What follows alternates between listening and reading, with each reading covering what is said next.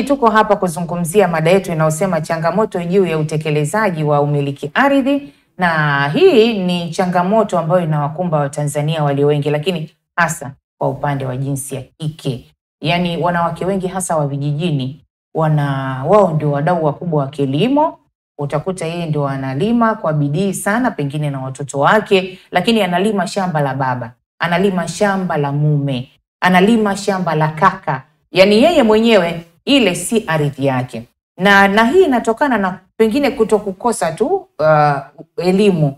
Yaani hana elimu ya kujua kwamba pengine kwa namna gani anaweza kumiliki ardhi, na mila na desturi zetu kwamba akiwepo mtoto wa kiume yeye ndio mrithi. Kwa hiyo kunakuwa na changamoto. Sasa leo tutazungumza hapa kuhusiana na changamoto hizo, lakini namna gani tunaweza kuziepuka, na wale wanawake ambao wanahitaji kumiliki ardhi basi waweze kufanya hivyo. Karibu sana katika kipindi chetu, na kama ambavyo mwanasheria ameshajitambulisha, tutazame swala la kwanza kabisa hapa katika haya masuala ambayo tunakwenda kuyazungumza. Sheria za nchi zinaeleza vipi pengine witness? Tuzifahamu sheria za nchi yetu, kwa sababu sheria ipo, yani iko wazi kwamba mwanamke anaweza kumiliki ardhi. Lakini labda kwa ujumla wake hizi sheria za nchi yetu vipi zinazungumza kuhusiana na haki ya umiliki wa ardhi hasa kwa wanawake? Ile haki ya umiliki wa ardhi kwa wanawake, kwa sababu hapa tukizungumza yeye anaweza akaona okay, kumbe sheria ipo. Lakini sasa hiyo sheria inasema nini kuhusu haki ya umiliki ardhi kwa mwanamke? Karibu sana. Asante. Kwanza tukijaribu kuangalia kuanzia nyuma, kutokana na mila kandamizi, mwanamke alikuwa hawezi kumiliki mali. Kutokana na mfumo dumu au mila kandamizi ambazo zilikuwa Tanzania, mwanamke alikuwa hawezi kumiliki mali. Lakini baadaye sheria zilifanywa marekebisho na mwanamke akawa na uwezo wa kumiliki mali kama ambavyo iko kwa mwanaume. Na tukianza na sheria mama ambayo ni katiba ya Jamhuri ya Muungano wa Tanzania ya mwaka 1977, kile kifungu cha 24 kifungu kidogo cha kwanza kinasema kila mtu atakuwa na haki ya kumiliki mali. Na hapa inasema kila mtu, yani regardless of the gender, iwe ni mwanamke au ni mwanaume, anaweza akamiliki mali. Lakini pia sheria ya ardhi sura ya 113 ya mwaka 1999 kama inavyofanywa marekebisho, kifungu cha 3 kifungu kidogo cha pili kinasema haki ya mwanamke kuhusu kumiliki ardhi. Yaani mwanamke, inaelezea kwamba mwanamke atakuwa na haki ya kumiliki mali kama itakavyokuwa kwa mwanaume. Yaani imeandikwa hivyo hivyo. Mwanamke atakuwa na haki ya kumiliki mali, kutumia, kulease, kutumia ardhi kumnufaisha kwa chochote kile kama ambavyo itakuwa kwa mwanaume. Hiyo ni sheria ya ardhi. Lakini pia pale nilipokuambia kwamba kuna marekebisho ambayo yalifanyika, tume ya kurekebisha sheria, manake mwanzoni mwanamke alikuwa hawezi kumiliki mali. Tume ya kurekebisha sheria kwa kupitia waraka namba 1 wa mwaka 1969 uliweka mapendekezo, yani iliandaa kabla ya kuandaliwa kwa sheria ya ndoa ya mwaka 1971. Iliandaa mapendekezo kwamba mwanamke awe ana uwezo wa kumiliki mali pale itakapokuja kuandaliwa sasa nini, sheria ya ndoa. Na ndio after that, baada ya huo waraka ikaja sheria ya ndoa ya mwaka 1971. Sheria ya ndoa ya mwaka 1971 kama inavyofanywa marekebisho inatambua kwamba mwanamke anaweza akamiliki mali kama anavyomiliki nani, mwanaume. Kwa hiyo pale inaweka usawa, na tunazidi kuona jinsi gani mwanamke inazidi kuwekwa bayana, kuwekwa wazi kabisa kwamba mwanamke anaweza kumiliki ardhi. Lakini pia kuna sheria ya ardhi ya vijiji ambayo inakuwa inaongoza zaidi pia kwa wanawake ambao wako kijijini. Na sera ya taifa ya ardhi ya mwaka 1995 ambayo sasa tunatoleo la mwaka 2023. Inatambua uwezo wa mwanamke kumiliki mali. Kwa upana hasa, kwa upana kabisa. Asante sana Witness, umetueleza. Kumbe haya mambo yako vizuri sana. Na mwanamke amepewa haki, sio ardhi tu, mali. Tukizungumzia mali kuna vitu vingi ambavyo ni mali, kuna nyumba, kuna ardhi, kuna vitu vingine kama umiliki wa magari na mengine. Mwanamke ana haki hiyo na sheria inatambua. Sasa pengine hizi changamoto ambazo tunazungumza hapa kwamba ni elimu tu, kwamba pengine unaweza ukapata nafasi ya kumiliki, lakini umiliki wako unakuwa wa kutamkwa. Lakini sio ule wa maandishi. Na tukisema umiliki wa kisheria ni umiliki wa maandishi. Sasa hii ni shida inakuja. Lakini sheria hizi, changamoto hizi pengine labda zipi ambazo wanawake wanakabiliana nazo katika kupata huo umiliki? Kuna changamoto zozote kama nitataka kufuatilia leo ili mimi niwe mmiliki wa mali sasa? Kuna changamoto zozote ambazo mwanamke anaweza kukabiliana nazo? Kusema changamoto za kisheria hapana, kwa sababu kama nilivyokueleza hapo mwanzo, sheria imeweka bayana, sheria iko wazi. Changamoto ambayo tutakutana nayo na hasa sehemu za vijijini ni mila na desturi zinazomkandamiza mwanamke kwamba hawezi kumiliki. Kijijini utakuta kama baba, kwa sababu kama mtoto wa kike ana uwezo wa kurithi. Yani ukianzia mfano kipengele tu cha kurithi, mtoto wa kike anaweza kabisa kurithi kutoka kwa wazazi wake. Lakini kule kijijini ukienda utakuta kwamba mzazi amefariki, wamerithishwa watoto wa kiume tu, mtoto wa kike hajarithishwa. Unaona? Kwa hiyo pale inamletea changamoto kwenye umiliki. Pia kwenye swala la ndoa, mwanamke anaweza akaolewa na mwanaume, sawa? Anapoolewa na mwanaume anaweza akamkuta labda yule mwanaume ana kiwanja ambacho alikipokea kutoka kwa wazazi wake. Wakaishi pale, wakafanya maendeleo. Kwa kushirikiana. Lakini siku imetokea labda wanaachana au talaka au mume amefariki.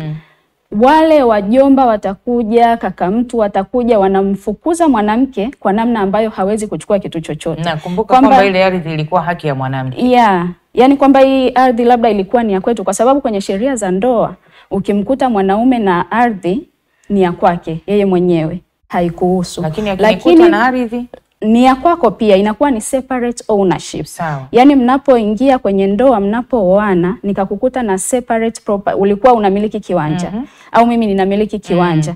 Kuoana kwetu leo hakusababishi kile kiwanja kiwe cha kwetu pamoja. Sawa. Kinabakia kuwa cha kwako kisheria. Lakini baada ya kuoana tunaweza ukakuta tukajenga nyumba pale kwa pamoja. Sasa kile kiwanja kiendelee kuwa cha kwako peke yako kwa sababu nimesha contribute pale. Sawa. Lakini it's not the case kwa vijijini. Kwa sababu vijijini mwanaume akishafariki wale ndugu watakuja, hiki kilikuwa kiwanja cha kaka yetu. Unaona? Hata sio kiwanja, nyumba ya kaka. Hii ni nyumba ya kaka. Yani kwa hiyo hizo ni changamoto kwenye urithi, hapo inakuja, kwenye talaka hiyo inakuja.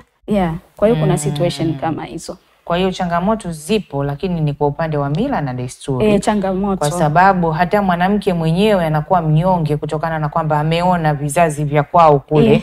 Wanakwambia hayo mambo kwetu hayafanyiki. Mwanamke sio mmiliki, sio ya kwako. Na hapo sasa ulipoelezea ndo tunakuja kwenye changamoto ya kutokujua sheria. Yani unakuta binti ameolewa leo huko kijijini, anaona kila siku mama yake, shangazi zake, waliomtangulia mbele zake wote jinsi wamekuwa hawana umiliki wa ardhi. Kwa hiyo na yeye anaendelea kuwa na ile mindset kwamba kwenye umiliki wa ardhi bwana sisi hatuhusiki. Kwa hiyo inahitaji elimu ya sheria kumjulisha kwamba una uwezo wa kumiliki ardhi. Hapa tunazungumza na mwanamke ule wa kijijini. Na vijijini huko ndo kuna changamoto bado za mila na desturi. Hata leo mimi na wewe Witi tukatoka hapa tukaenda kijijini. Maisha haya tunayoishi huku mjini, jinsi ambavyo tunachukuliana ni tofauti kabisa na tukirudi katika vijiji vyetu. Yani ukifika na wewe kidogo unaanza kupretend, yani unajisheki kidogo ili mambo yaende afu si utaondoka, maana havidumu unaondoka. Lakini kuna wale wanawake ambao wanaishi kule na hata sasa wako kule wanatutazama. Ni msaada gani wanaweza kupata? Pengine nyinyi wanasheria mpo. Lakini pia kuna mashirika haya, kuna WIDLAF pengine na mengine WILAC wapo. Hawa wanaweza hawa wanawake wa vijijini wanaweza kuwapata vipi hawa wanasheria wakawasaidia kuwapa elimu? Ulichoongea tunaweza kukisama kwenda kwenye kujikita katika namna ya kufikisha elimu kwa hawa wamama wa vijijini. Na mojawapo ni hii tunayoifanya hapa. Hii ni elimu, yani ikatokea kwamba kuna mwanamke wa kijijini amepata hii elimu, ni mojawapo tayari ya kudeliver elimu kwa wanawake ambao wapo kijijini. Tena wa Dodoma Witness yupo. Nipo. Ni Dodoma na Mbeya. Lakini am available popote nitakapohitajika. Kwa hiyo ni mojawapo. Kwa hiyo inabidi kama wanasheria, hata vituo vya msaada vya kisheria vikaanzishwa vijijini, kuandaa semina, warsha mbalimbali ambazo zinaonyesha au inatoa elimu juu ya umiliki wa mali kwa mwanamke. Vipeperushi, semina mbalimbali, vipindi vya redio kama hivi. Na dhani pia ingewezekana ikafanyika kukawa kuna kipindi cha redio au cha TV ambacho kinarushwa kwa muda mrefu, yani kwa kipindi cha miaka fulani mpaka tatizo liende likididimia, kwamba kila siku fulani kuna kipindi ambacho kinaelimisha kwa ajili ya umiliki wa mali kwa wanawake, especially kwa maredio, kwa sababu ndio namna nzuri ya kuwafikia wa kijijini. Kwa hiyo kukawa na kipindi kama hicho ambacho kinaenda at the end of the day kuna namna tatizo linaweza likawa minimized. Kwa sababu kama tulivyoona data hapo mpaka sasa hivi inaonyesha ni 40% tu kufikia mwaka jana ya wanawake ambao wanamiliki ardhi, which means we are below even nusu. Umeona? Kwa hiyo bado kuna kazi ya kufanyika, ili swala manake linatakiwa lipelekwe mpaka lifikie 100 ya kuwe kuna usawa. Kwa hiyo tunabidi tujikite kwa elimu kwa namna hizo ambazo nimeelezea. Okay, hakuna shida, sisi tuna Upendo FM Radio. Hiyo hayo mambo yanakuja na kipindi hicho kipo. Tutaweka, tulazima mambo yakae vizuri. Lakini kule awali tulizungumza kwamba wanawake wanapitia changamoto hasa wa vijijini. Mbali na sheria iko wazi na kile tumetoa mfano pia. Mila na desturi zinachangia. Sasa sijui utaratibu huyu mwanamke pengine ili aweze kumiliki ile ardhi ambayo amepewa kwa maneno kwamba binti yangu hii hapa ni mali yako, baba kasema, si ndio ili igeuke kuwa mimi sasa ni haki yangu nimeimiliki, ni hatua gani anatakiwa kuchukua? Hapo sasa inabidi kuchukua hatua za kisheria kubadilisha, kama umepewa kwa urithi, kama umepewa kwa zawadi, kwa sababu kunaweza ukapewa zawadi, mwanangu hiki ni cha kwako, au ukarithi hiki ni cha kwako. Sasa ule umiliki usiishie tu pale kwenye maneno. Inabidi kuchukua hatua za kujimilikisha kwa umiliki wa kimila ambao utapata kwenye serikali ya kijiji. Unakuwa una hati kabisa ambayo inasoma hii property ni ya kwako. Umeona? Kwa hiyo ile inaleta umiliki mbali na ile ya kuwa na maneno tu kwamba nilipewaga. Na ile itasaidia pia mama anaweza akishakuwa na umiliki, mwanamke akishakuwa na umiliki, inasaidia kuweza kurithisha, kutoa zawadi, yani ule umiliki kuendelea kwenye channel tofauti na ile ya kusema alipewaga lakini sasa Kwa hiyo kisheria ni kwamba mwanamke unayetutazama hasa kule vijijini ndani kule, pengine hii elimu hujapata, kama baba amekupa, kama kaka amekupa, mama amekupa, mara nyingi inatokea kwamba wanangu njooni, unaliona eneo hili mpaka ile pale Witness la kwako, kutoka hili mpaka pale John la kwako, na hili hapa katikati Angel ni la kwako. Lakini kwa sababu John hana shida na changamoto katika mila na desturi, watu wanajua automatically mama sikawagawia au baba kawagawia wote. Lakini watu wanajua ile eneo ni la John. Kwa sababu yeye ni nani? Ni mwanaume. Sasa kisheria ni lazima twende tukabadilishe sasa yale maneno, zile kauli kwa maandishi. Manake mama yupo amekabidhi, sasa wewe utakwenda kwenye serikali ya kijiji, si ndio? Utaanzia pale kupata zile hati za tunasema hati za kimila ambazo zinaandikwa kabisa kwamba mimi pengine labda Angel nimemrithisha binti yangu Witness ardhi yangu iliyoko sehemu fulani na saini imeisha. Kwa hiyo kisheria anakuwa na amani sasa, ile ni ya kwake. Akitokea mtu akasema hii ni ya John yote lakini pia kwa kuongezea hapo, mwanamke anaweza akafanya maombi pia. Unajua vijijini, serikali ya kijiji inaweza ikatangaza kwamba kuna ardhi, watu wafanye maombi, lakini wanawake utaona hata wajihusishi. Kwa hiyo mwanamke anaweza akafanya maombi. Hebu rudia tena hapo. Kwamba serikali ya kijiji inaweza ikatangaza kama tunavyoonaga huku inatangazwa, unafanya maombi. Serikali ya kijiji itatangaza kwamba kuna viwanja vinapatikana eneo fulani, square mita hii inauzwa bei hii. Kwa hiyo wananchi sasa pale au wanakijiji watatakiwa kufanya maombi. Maombi ya kununua ambayo eventually utamilikishwa kisheria, yani utapewa hati ya kimila kabisa kwa kijijini. Kwa hiyo yale maombi yanapotangazwa na encourage wanawake na wenyewe kufanya maombi, sio tu kusubiri mume wake ameshaomba inatosha au anaona hayo sio mambo yetu, mimi tayari nalima kiwanja cha mume wangu. Unaweza ukafanya maombi na ukakidhi vile vigezo ambavyo viko pale na ukaomba kwa square meter au ukubwa wa kiwanja ambacho unakitaka, na utapewa na serikali ya kijiji na mwisho wa siku utapewa hati. Okay. Yeah, kwa hiyo utakuwa una hati ya umiliki wa eneo yenye jina lako kabisa kwamba hii kiwanja kinamilikiwa na mtu fulani. Yeah. Kwa hiyo hayo matangazo huwa yanatoka. Yeah. Na ni vile tu pengine hata hawajui kwamba yanawahusu. Yeah. Pengine sasa yanatoka matangazo lakini watu wanaangalia labda hao ni wanaume waende. Au tangazo limetoka anaona mume wangu ameshaomba, labda unless otherwise ameshaka mtu na mke wake, wakaona kwamba bwana wewe omba, labda last time huyo aliomba au kutokana na sababu, lakini sababu isiwe kwamba mimi ni mwanamke siwezi kuomba, hapana. Ile ni kwa ajili ya wananchi wote. Kwa hiyo mwanamke naye anaweza akaomba. Mimi nadhani Witness katika hili labda utusaidie, wewe ni mwanasheria. Yeah. Katika hilo kuna namna ambayo serikali labda za vijiji zinachukua jukumu la kutoa elimu kwa wanawake kabla ya kuwapelekea hayo matangazo.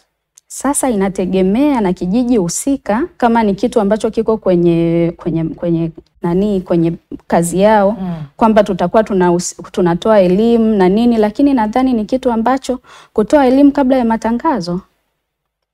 Hiyo sasa inategemea na serikali ilivyojipanga. Yeah, inategemea na serikali ilivyojipanga, lakini mara nyingi yale matangazo yanatoka na yanakuwa wazi. Yeah, na taarifa zinaenda, yani inahakikishwa kwamba tangazo limefika kwa wanakijiji. Hizi sheria za kimila hizi zipo. Yeah. Zinatambua umiliki wa ardhi kwa wanawake? Yes. Sheria za kimila zinatambua. Yani na ikitokea kama nilivyoanza kusema mwanzo kwamba sheria mama tulionayo sisi ni Katiba ya Jamhuri ya Muungano wa Tanzania. Sheria nyingine zote zinatakiwa kubend kwenye katiba, sheria kuu ambayo ni katiba. Kwa hiyo huwezi kuwa na sheria ambayo inakinzana na katiba. Kwa hiyo ikitokea kama kuna jamii ina sheria hizo zenye mfumo dume na ukandamizaji na kusema kwamba mwanamke hawezi kumiliki, tunarudi pale pale pa kusema kwamba inabidi kupeleka elimu ili watu waelewe nini kinaendelea. Au kama kuna kinyume cha hapo kinafanyika, mwanamke awezeshwe au apate hiyo elimu, aweze kuchukua hatua za kisheria, kwa sababu kama kitu kinaendelea kijijini na hatua za kisheria zikachukuliwa, let's say ameenda mahakamani au amefanyeje, kile kiwanja kikarudishwa kwake, itaanza kujengeka kwenye jamii kwamba hiki kitu hakipo hivi ambavyo sheria zetu zinasema. Yeah. Hizi sheria za kimila zinaleta changamoto gani katika kuweka usawa wa kumiliki mali? Maana tayari tumesema ni za kimila na mashaka kidogo kwenye hilo eneo. Tunarudi pale pale. Ndio. Jamii ya Kitanzania kwa mfano sehemu kama kule kwa Wahadzabe kule, it's obvious kwamba kuna sheria ambazo zinaenda kinyume.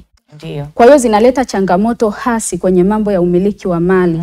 Yani tutarudi pale pale kule, mwanamke ataonekana kwamba hawezi kurithi kabisa. Mwanamke ataonekana kwamba ataweka almost 90%, atalima pale, mahindi yatastawi, lakini ikifika saa ya kuvuna anatokea mwanaume. Unaona?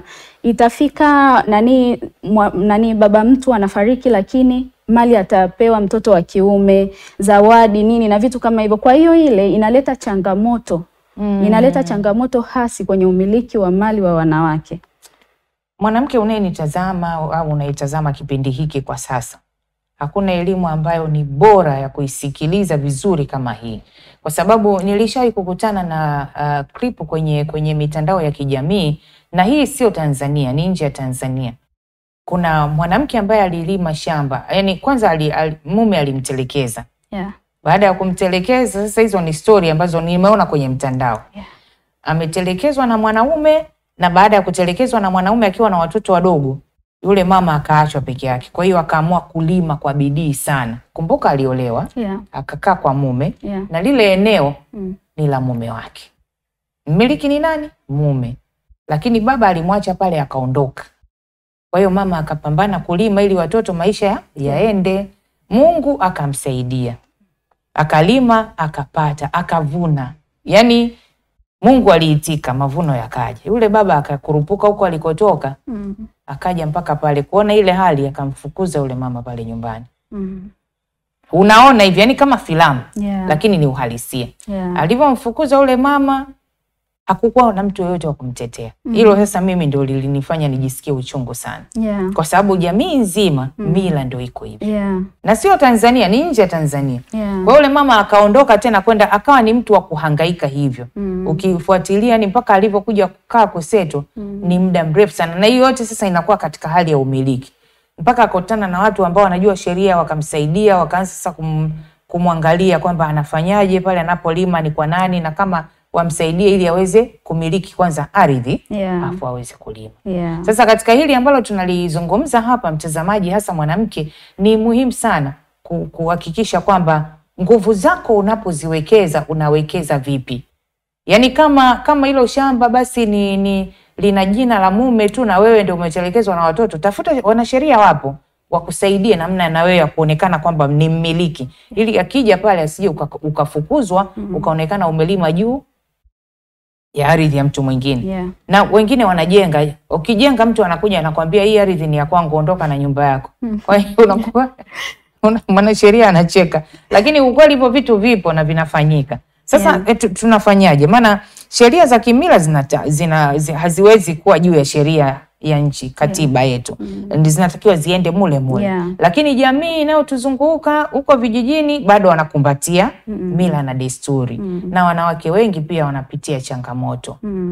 Katika hili sasa, pengine unadhani nini kifanyike ili tuweze kutoka huko? Kwa sababu hizo sheria za kimila wanajua kabisa kwamba sheria kuu inasemaje, si ndio? Wale ambao ni wadau wanaoongoza. Lakini na wao wanakwambia sasa mila zetu. Sasa tunafanyaje hapo Witness? Kama yani utaangalia kutoka kwenye hata hiyo story uliotupa ya huyo mama aliyekuwa analima. Yani matatizo yote utazunguka, lakini litarudi pale pale kwenye elimu ya sheria na kuto kujua sheria. Yani utagundua yote hiki ni kuto kujua sheria, kwa sababu kama wewe hapo Daenjo, sasa hivi mtu aweze akakufanyia kitu ambacho kinakukatili haki yako na unajua sheria na ukaendelea kujikunyata, atapata tabu. Umeona? Hautaendelea kujikunyata kwa sababu najua namna ya kujitetea, napata wapi haki yangu. Na ukijikunyata nini kitatokea? Kesho utakuja mwingine atafanya tena vile vile. Kweli kabisa. Kwa hiyo kwa kifupi, ili jambo linatoka kwenye elimu ya sheria, kwa sababu kinatokea kwa familia hii kwa mwanamke huyu na kinabakia kama kilivyo kesho kwa familia nyingine. Sasa at the end of the day kinatengeneza ile mindset kwa wanawake kwamba haya mambo ndio yalivyo. Na kwa wanaume inawekea ile mentality kwamba we can still do this. Yani wanaona kwamba ndio ilivyo. Sheria kitu gani bwana, sisi mila zetu zinasema hivi. Kwa hiyo tunarudi pale pale kwenye elimu na kuchukua hatua. Kwa hiyo wanawake inabidi waelimishwe, wajue haki yao ya kumiliki na ilivyokuwa covered kwenye sheria. Na utaona kila sheria inazidi kumtaja mwanamke kwa sababu ya kuleta ule usawa ambao haukuwepo zamani. Yani tunaenda mbali zaidi na kuona kwamba hata kama kuna wanandoa sasa hivi, kitu ambacho kijijini watakuwa hawajui, kama kuna wanandoa na mwanaume anaamua kuuza mali au kuitoa tu kwenye umiliki, hata kuweka mortgage mahakamani, benki anachukua mkopo, lazima kuwe kuna consent ya mke. Yani mke lazima aridhie na yeye kwamba sawa nimeridhia. Lazima akubali kwamba nimeridhia ufanyeje, uuze ili shamba. Lakini kwa wanawake wa kijijini it's not the case kabisa. Hawajui, wanajua tu mume ameshaamua hivyo ndio inavyopasa. Atahusika kwenye shughuli za kilimo pale kama nilivyosema, kwa asilimia kubwa atalima mpaka we see the product, lakini at the end of the day anaweza akauza wale mahindi na asipate kitu chochote. Kwa kweli. Yani umeona, na hakuna hatua yote itakayochukuliwa dhidi ya yule mwanaume na hakuna elimu yoyote iliyoongezeka kwa yule mwanamke. Kwa hiyo system inaenda, it goes and go. Kwa hiyo kinachobidi kifanyike ni elimu. Yani lazima tujikite hapo kwenye elimu, ifike huko vijijini, vipeperushi, vipindi kama hivi kama nilivyosema mwanzoni. Kwa hiyo ni lazima elimu ipelekwe kuhusu sheria na umiliki kwa wanawake. Inawezekana mwanaume unayetutazama unajua kabisa unachokifanya sio sawa. Yani hilo ni rudi kwako. Lakini kwa sababu unajua kwamba kuna mila na desturi zinazokulinda wewe, mimi niseme na wewe tu kwamba kuna kesho. Unajua leo hii unapomkanyaga mwingine na wewe kesho kutwa pia utakanyagwa vizuri sana. Kwa hiyo mwanaume unayelijua hili, hebu msaidie mwanamke. ishi naye kwa upendo, hata kama kuna shida nyingine kwenye ndoa, lakini hayo mambo bwana ya mali si tunaziacha hapa duniani.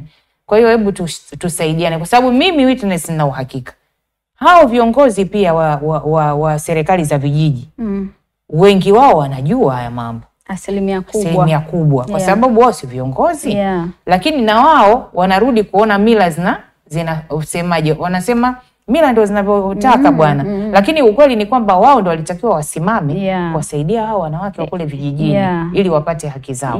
Kwa hiyo wewe ndugu yangu mwanaume ambaye umepewa uongozi kijijini hapo, au ni mwanaume uko na mke wako lakini unajua kabisa unachokitenda sio sawa, hebu jirekebishe, kwa sababu huyu mwanamke wa leo akishajua sheria na akapata hiyo elimu, halafu wewe unamfanyia hivyo, wewe utaingia matatani. Na sijui, labda kabla hatujakwenda mapumziko, Witness, kwa mwanamke ambaye ataleta malalamiko kwenu kwamba amekandamizwa na pengine amenyimwa haki yake, na hasa ya umiliki ardhi, kwa muda mrefu amekuwa akitumika yeye kulima, kufanya hivi bila kupata haki yake, huyu anafidiwa? Sasa hapo hiyo issue ni subjective. Kwa sababu lile swala likishakuja inabidi tujue hicho kitendo kimeendelea kwa muda gani. Lazima ujue pasenti ambayo mtu amekalkuleti pale, kwa sababu kama nilivyokuwa nasema, nilikuwa naongea na kina mama fulani juzi, kulikuwa kuna issue kama hiyo ambayo anasema mimi nimefanya hiki kitu kwa muda mrefu, kwa hiyo inabidi achukue nusu yake, nichukue nusu yangu. Lakini kwenye sheria hatufanyi hayo mambo ya nusu kwa nusu ikija kwenye mambo ya ndoa. Kwa hiyo itabidi kuangalia mchango alioweka mwanaume pale na mchango alioweka mwanamke pale, ili mwanamke sasa aweze kupata ile pasenti yake ambayo amekuwa akiifanya for all that time. Lakini pia mbali na kufidiwa, ni kitu ambacho kinawezekana, ambacho kama nilivyokuambia tutaangalia na mazingira na kwamba anatakiwa kufidiwa kwa kiasi gani.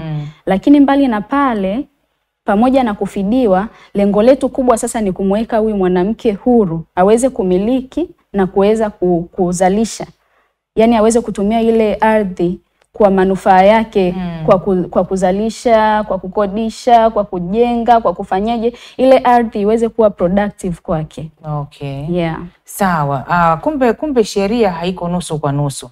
Natazama huyu amechangia kwa kiwango gani, kwa maana ya kwamba amewekeza nguvu zake kwa kiwango gani, na huyu amewekeza nguvu zake katika kiwango hiki. Kwa hiyo yule aliyowekeza nguvu kubwa na yeye anafidiwa kwa kiwango hicho hicho, lakini wengine ndio hivyo tunachukulia tu kwa sababu ni wanandoa basi wagawane sawa sawa. Hapana. Hiyo sasa ni sheria za mitaani huko. Hiyo ya sawa sawa ni sheria za mitaani. Lakini kwa sheria ya ndoa inasema kwamba tutaangalia kitu kinaitwa joint efforts. Kwamba hiki kwa mfano huyo uliyeniambia kuhusu ardhi. Ardhi unaweza ukuta ameolewa akaikuta pale. Umeona? Yeye alichokuwa anafanya ni kulima tu. Kwa hiyo kwenye fidia tutaangalia mchango wake ambao ameiweka pale. Na when it comes, kama unavyosema maneno ya mtaani, hapo inakuwa ni kwenye masuala yale ya talaka. Utasikia mimi naachana naye bwana, tutagawana mali nusu kwa nusu, nitamkomesha, sijui nusu kwa nusu. Nusu kwa nusu does not operate. Tunaangalia kwamba wewe umechangia kwa kiasi gani kwenye zile mali ambazo mnazo sasa. Umeolewa, umemkuta mali ukiolewa, zile mali ambazo umemkuta nazo ni za kwake yeye peke yake. Mpaka pale ambapo na wewe utafanyaje? Utachangia kakitu, umechangia, mmepaka rangi wote, sasa ulikuta amejenga, mmepaka sasa rangi wote, mmeweka hiki wote, mmeweka hiki wote, pale ndio share yako inaenda kuanza. Sasa hiyo utathibitikaje? Hebu tuende mapumziko, tukirudi utatusaidia, kwa sababu tumejenga nyumba. Pengine nimemkuta nyumba ipo, lakini tunasemaga pagale, yani kwamba halina muendelezo. Ni matofali yamepanda, tumefunika. Lakini mimi nimefika pale, tukaweka tiles, tukapiga lipo, tukaingiza maji, vitu vikawa vizuri. Sasa mimi nitathibitikaje katika uwekezaji wangu? Utatuambia tukirudi. Mtazamaji, ni Women's Forum na leo tunaangalia changamoto juu ya elimu ya umiliki ardhi hasa kwa wanawake. Twende mapumziko na tukirejea tutaendelea.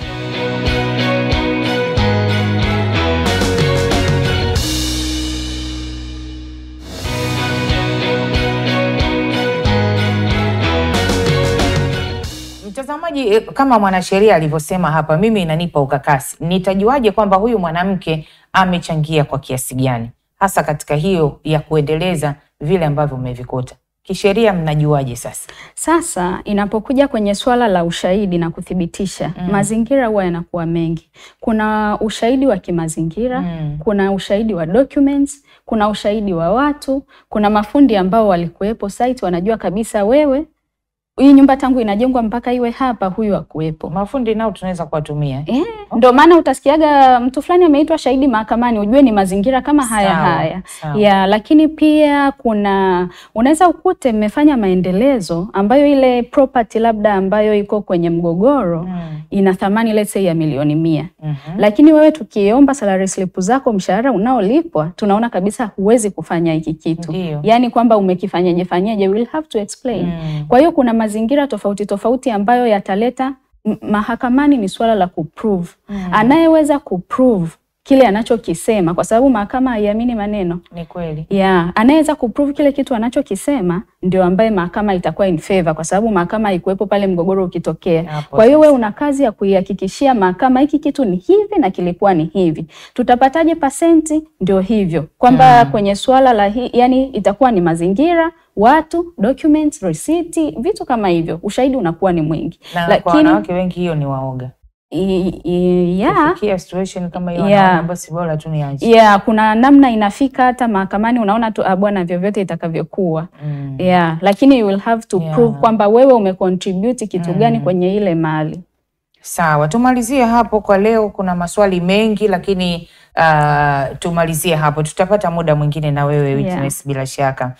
Pengine tunakupataje kwa ufupi wakati tunamalizia?